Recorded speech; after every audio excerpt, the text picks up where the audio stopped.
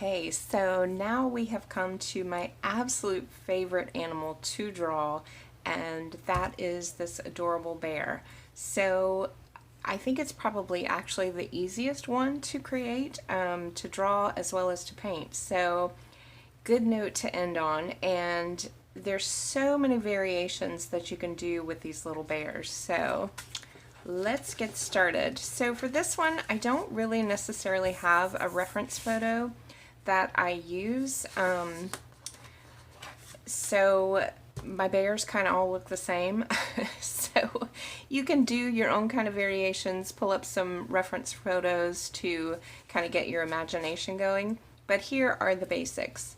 So the head is basically a big squashed circle, so almost kind of the same as the fox, kind of like you pinched it this way. And then the ears are circles that come off from the side, so almost like you were doing Mickey Mouse ears, and just the tops will be coming out from your oval shape. So we can erase the guideline there. So this shape actually does go in front of the ear. And then I start with the nose part. So it comes a little higher up than the midpoint and is basically like you were beginning to draw an oval. So I start with the top like that. I go ahead and add in the nose, and the nose on a bear is about the same as the nose that you drew on the fox, but just a little bigger, more pronounced. So once I draw in the nose, then I connect that to the middle, just like we did on the fox. So once you get that shape in, then you can start on the eyes, and the eyes are a little closer together. So they're circles, but some of the circle is kind of hidden behind the nose shape. So I do kind of a bigger circle like this. They're going to have a brow line as well, so if you want to kind of faintly put that in, you can. And then the eyeball will go also kind of hidden. So you've got the bridge of the nose here, and then the eyeball is right next to it. Once again, I always add in those little light flecks. Go ahead and color the eyes in just for effect. And I'll go ahead and give him some shading on his nose as well.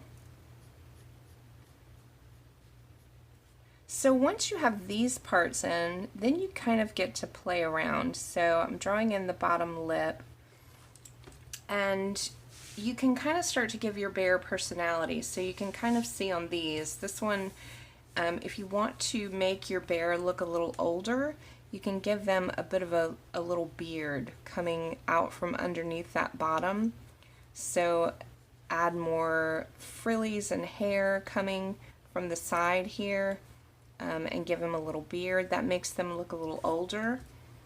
For this one, I kind of did it more girly. I put a flower in her hair and also gave her a little, which is not realistic, but almost like she's smiling at us. And then for the baby bear, you would leave off the bearded part and just kind of give it more, a little smaller and younger characteristics. So a lot of different things you can do with your bears. Once you get the head shape in, then for the body, super easy. They're big, obviously, they're bears. So the legs come out from the side of the head like this. You can't really see their neck.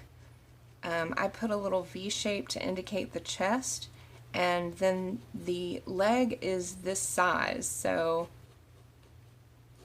big legs. And then for the back, I do a little hump and another little hump for the tail end and draw that back leg back there.